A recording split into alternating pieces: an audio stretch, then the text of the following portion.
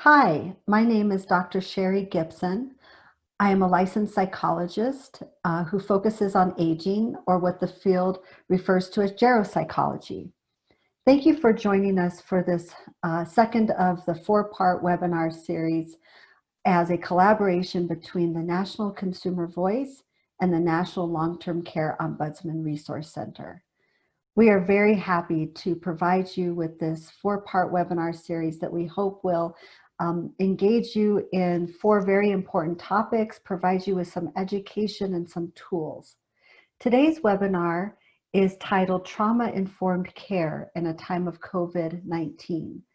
And this particular webinar is tailored for families, loved ones of residents living in long-term care communities.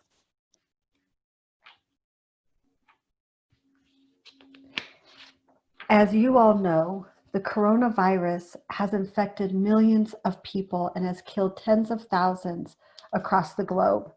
A vaccine is perhaps a year away, and the long haul we face begs the question, how will people respond to and bounce back from adversity as the pandemic waxes and wanes? What will a post-pandemic world look like, and will our society prove to be a resilient one? While scientists are continually trying to understand the multiple layers of physical illness associated with COVID-19, the stressors associated with the pandemic are also likely to have serious mental health consequences. It is quite normal to experience distress as a result of chronic stress of this magnitude.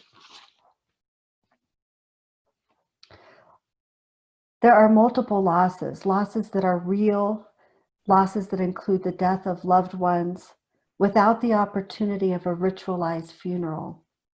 And there are losses that are symbolic, losses that include missing out on important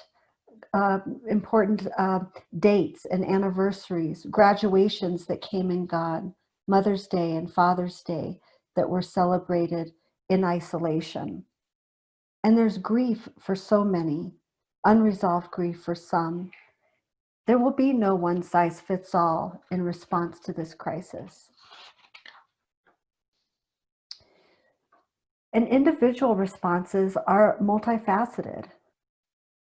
I've categorized this in two different ways of thinking. One is, what were the circumstances and resources prior to the pandemic when we think about individuals? Did the person have a prior exposure to adversity or to trauma? What was that person's physical and mental health vulnerabilities? And were there availability of economic or social supports or a lack thereof? Also, the other important factor here is the exposures that have been encountered since the pandemic, such as an illness or maybe a death of a family member or loved one, loss of job and health insurance, or job status.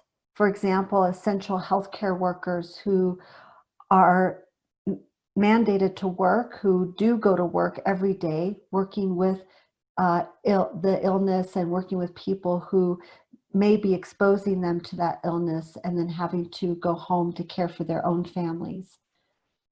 Another factor here is the time we spend immersed in social media, news, or an overexposure to information, the barrage of negative information that we get on a daily basis with the death amounts, the number of cases, looking to our government every day to find out if there have been new developments in terms of a vaccine, or maybe new developments in terms of opening areas for us to re-engage in our community life, or are we going back into quarantine? The other kind of community level stressors is whether or not you or others live in hotspots. So did shops and restaurants close in your area, never to reopen? The emotional and behavioral responses to this ongoing crisis will be multi-determined, but not random, meaning that psychological science has isolated risk factors that can guide healthcare providers and social service organizations to help identify the most vulnerable among us. So when we talk about trauma response, I'm referring to not only your loved ones, but also to yourselves as family members and the staff who provide care and administrators who are leading care in long-term care communities. The Substance Abuse and Mental Health Services Administration has done a lot of research and writings on trauma-informed care approaches. And three of the main things that have come out of that research is that behavioral health is essential to overall health, and that prevention with regards to trauma does work. And then thirdly, that treatment is quite effective. I want to provide you with some information about what are the main elements of trauma-informed care. The first is understanding the prevalence of trauma. And through that understanding, we recognize how trauma impacts individuals. We then put that knowledge into our practice to actively resist the re-traumatization of individuals. And this could never be more important than the circumstances that you all are facing right now in long-term care. The quarantine measures that have had to be put into place by our guidelines in long-term care has put additional pressure and potentially has traumatized both families and residents through those quarantine measures. When people are confined, they feel more isolated and more cut off from the important social care aspects that have been vital to their everyday well-being and everyday life. So this is one way that through the mandates and statutes that we are following and guidelines that we're following in care facilities, where we have the potential to re-traumatize people who have already had trauma. The underlying question when we think about trauma-informed care approaches is to not ask the question, what is wrong with you, but instead, what happened to you? And what are often called symptoms are actually seen as adaptations to traumatic events. And thirdly, that healing happens in relationships. I'm going to share with you now a video that was created in response to a lecture given by Brene Brown, who is a very well-renowned sociologist who studies vulnerability, among other things. And I think this really highlights the importance of relationship.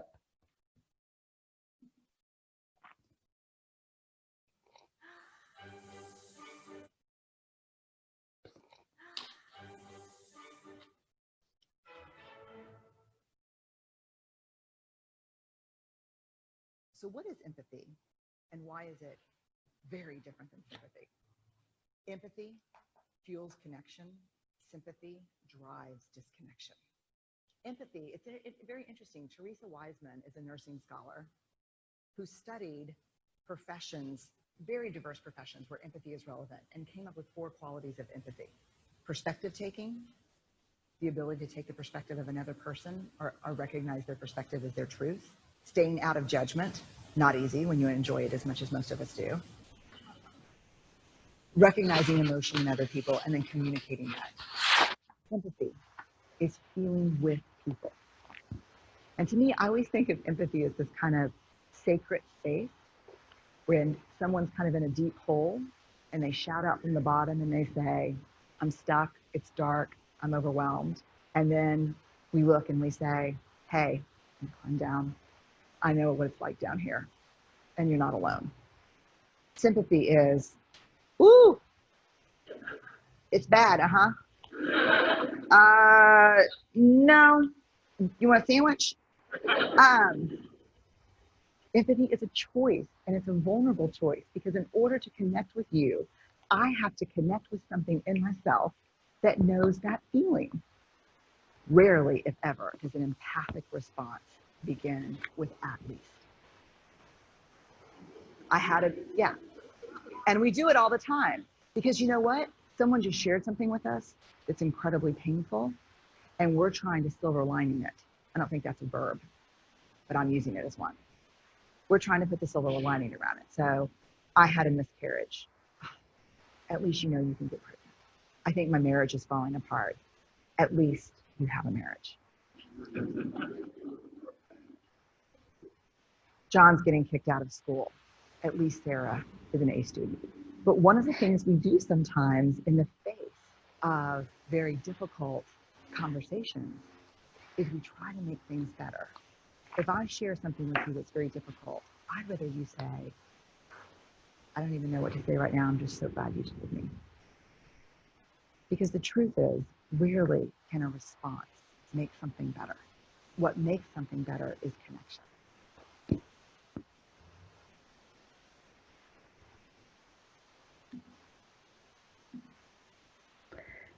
I really appreciate that video. And when I first saw it, I was heightenedly aware of how much I said at least. Of course, not on purpose, not to undermine what somebody had told me or invalidate what somebody had told me. But we do tend to do that. We step into this area of needing to fix or wanting to find the silver line around a particular struggle. And it's oftentimes that people don't need that kind of response from us. So I want to transition now to talking about what is trauma? What does it mean? And the framework for understanding trauma was first developed by a working group of researchers, practitioners, trauma survivors, and family members convened by SAMHSA, that is the Substance Abuse Mental Health Services Administration. And it's important because it creates a framework for understanding the complex nature of trauma.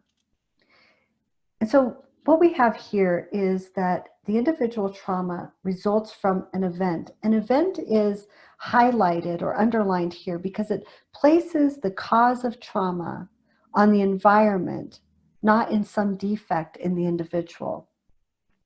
That is what underlines the basic credo of trauma-informed approach. It's not what's wrong with you, but what happened to you. So it's that event or a series of events or set of circumstances that is experienced by an individual. And experienced here is underlined because it highlights the fact that not every child or adult will experience the same events as traumatic. So those events are experienced by an individual as physically or emotionally harmful or life-threatening, and that has lasting adverse effects on the individual's functioning mental, physical, social, emotional, and spiritual well-being. I've underlined effects here because it identifies the broad range of potential effects that reminds us that our response must be holistic. It's not enough to focus on symptoms or behaviors. Our goal is to support individuals in how to grow and live a satisfying life. This is a list of potential traumatic events, and they're put into three categories. One is abuse, which I've listed the different forms of abuse. Other loss that can be death, abandonment, terrorism, war, or chronic stressors. And this is the area in which we sometimes overlook or maybe minimize. And those types of chronic stressors are poverty and racism, maybe an invasive medical procedure, community trauma, historical trauma such as genocide, or living with a family member with substance abuse or a serious mental illness. And I would add to this list now that a pandemic would be a chronic stressor. What seemed to have been maybe a short-term situation has become a long-term chronic stressor. And I would suspect that this is what we'll be dealing with as we think about trauma in the months, maybe even years to come. The exposure to trauma is ubiquitous. 7 out of 10 respondents worldwide and 9 out of 10 in the US reported experiencing at least one or more lifetime traumas. Psychopathology in response to trauma represents a complex consequence and accumulation an interaction of life experiences that range from social to biological factors that occur over the lifespan, from gestation to death and across generations. So therefore, trauma can be cumulative. The brain has a bottom-up organization in terms of development. The bottom regions, such as the brainstem and midbrain, control the most simple functions, such as respiration, heart rate, and blood pressure. The top areas, such as the limbic and cortex systems, control more of the complex functions, such as thinking and regulating emotions. At birth, human brains are underdeveloped, and not all of the brain's areas are organized and fully functional. During childhood, our brains mature and the whole set of brain-related capabilities develop in sequence. For example, we crawl before we walk and we babble before we talk. So the development of the brain during infancy and childhood follows that bottom-up structure. And we know that stress can derail healthy development and interfere with that normal functioning. This shows kind of how that works, the mechanism by which childhood adverse experiences influence the health and well-being throughout the lifespan. So for example, if there's an adverse childhood experience, such as some kind of trauma that happens when the brain is not fully developed, it then disrupts the neurodevelopment, the normal neurodevelopment, which results in social, emotional, and cognitive impairments or deficits, leading to an adoption of health risk behaviors, ranging from everything from smoking to promiscuity to drug and alcohol use. That then can lead to disease, disability, and social problems, and can also lead to premature death. So the effect of trauma on an individual can always be conceptualized as a normal response to an abnormal situation. The fight, flight, or freeze responses most of you have probably heard of are activated by danger. Some common behaviors by trauma survivors, behaviors that are often labeled as problems by the mental health system, can be linked to these responses and to the effects that trauma has on the brain.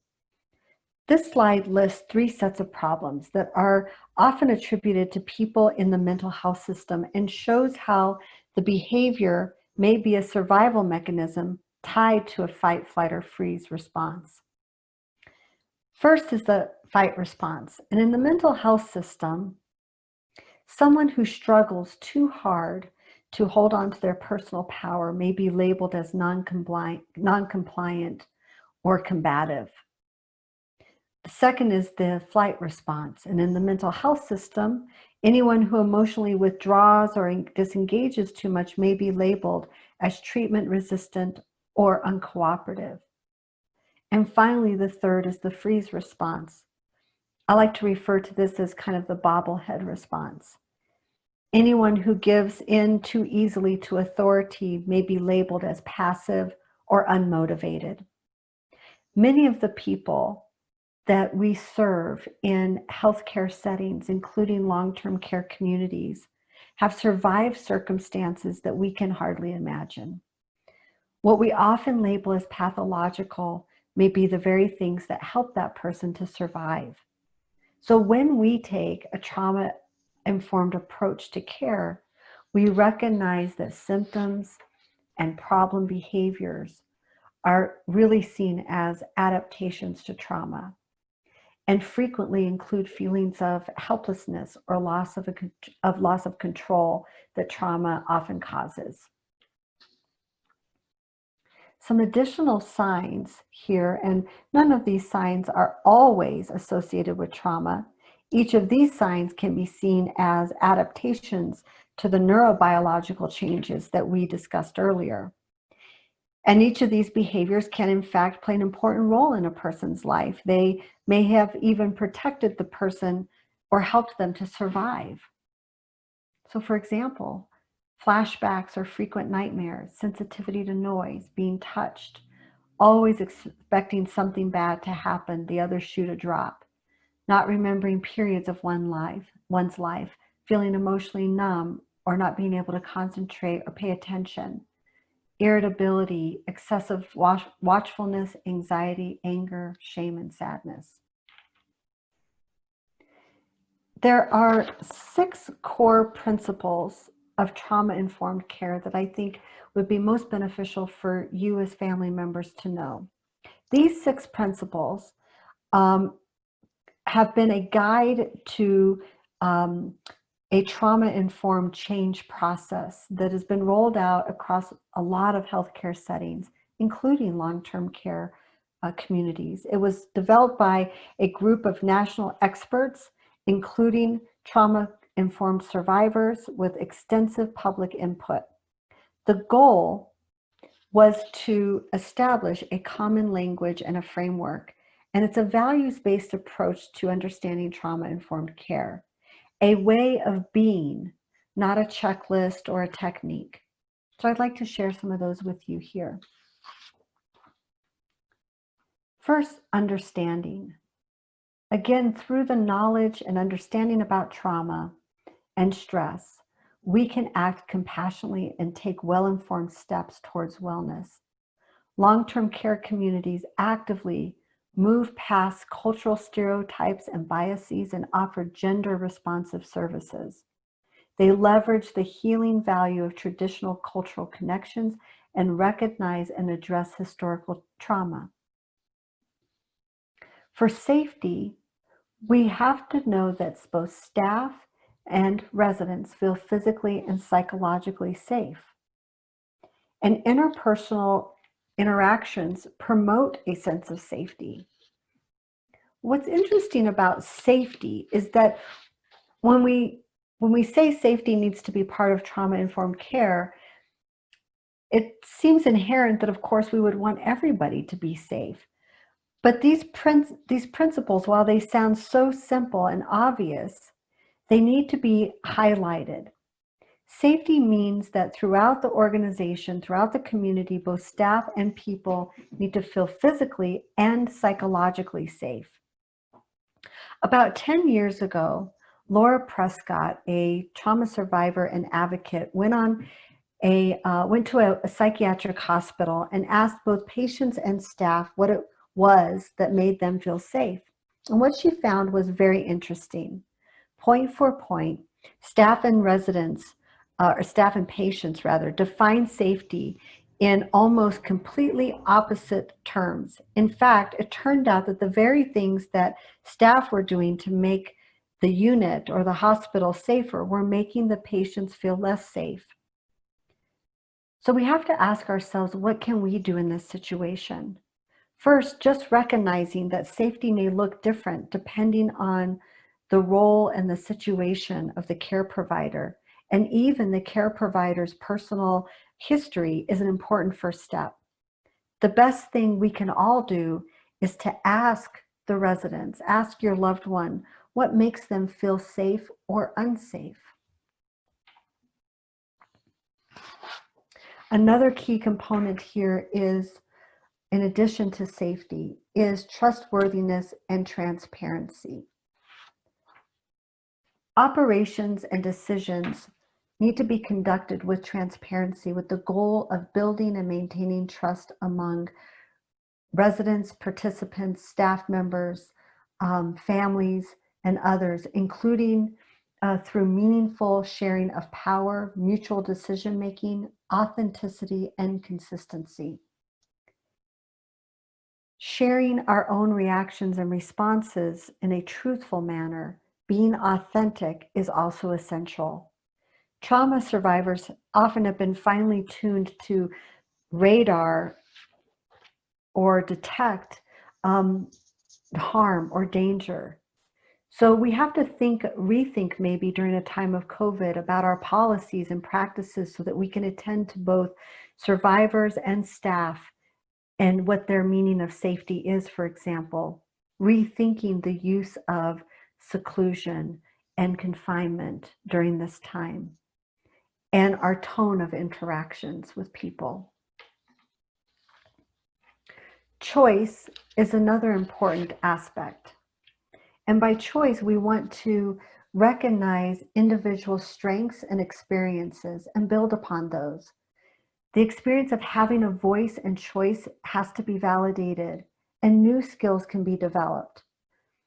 Communities foster a belief in resilience, and residents are supported in developing their own self-advocacy skills. This not only strengthens residents and families' experiences of choice, but it also recognizes that every person's experience is unique and that we take an individualized approach into understanding the uniqueness of each person. Collaboration and mutuality is essentially partnership and leveling those power differences between staff and residents and families, recognizing that healing happens in those relationships and the meaningful sharing of power is critical in decision making. Developing those true partnerships between staff and long-term care communities and the people they serve, both residents and families, may be more difficult than it sounds. Most professionals have been trained to think that their job is to have answers and know what the right techniques are to fix any given problem. But many professions do have ethical standards, and we follow those ethical standards to do no harm and to provide good and to recognize autonomy. So we have to understand how we can truly establish a true partnership while also maintaining the ethics that we are all guided by. Empowerment, also very important, that communities recognize and build on, validate resident strengths individually and through peer support. Peer support and mutual self-help are key vehicles for establishing safety and hope, for building trust and enhancing collaboration, serving as models for recovery and healing, and maximizing a sense of empowerment. We sometimes ask residents when they first come into a community, what do you bring to this community? And that's a really important question to ask, because we can build upon that personal strength in order to fully envelop that person into their community. Empowerment through peer support is another area that has been identified as a core principle of trauma-informed care. There's never been probably a more important time for peer support as we face this pandemic and where people are confined or quarantined to their communities in long-term care. That peer support is a flexible approach to building those healing relationships among equals. And it's based on some basic core values and principles, such as that relationship is voluntary, it's non-judgmental and respectful, reciprocal and empathic. And those are the types of relationships that residents can feel within and between each other. So the bottom line here is that all healing really does happen in relationship.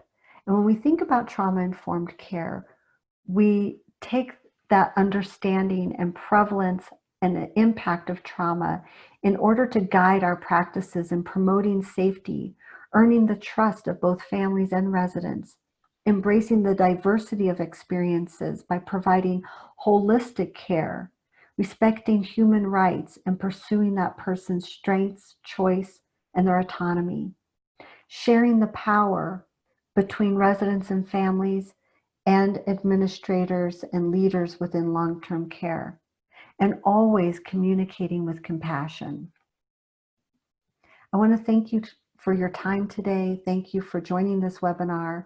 And I've listed some references for you to do some further reading if you're interested. I recommend the last one on this list by Bessel van der Kolk, The Body Keeps the Score. It's a very informative, comprehensive book about trauma, particularly how trauma affects the brain and how we can heal and how people can heal from trauma. You'll also find at the end here additional resources through the Consumer Voice and through the National Long-Term Care Ombudsman Resource Center. These are links to important pieces of reading that you can take and flyers, other educational resources. I've also listed here the web addresses for the National Long-Term Care Ombudsman Resource, otherwise known as NORC, and the National Consumer Voice. You can also access them through social media. Thank you again for joining us, and I wish you the best.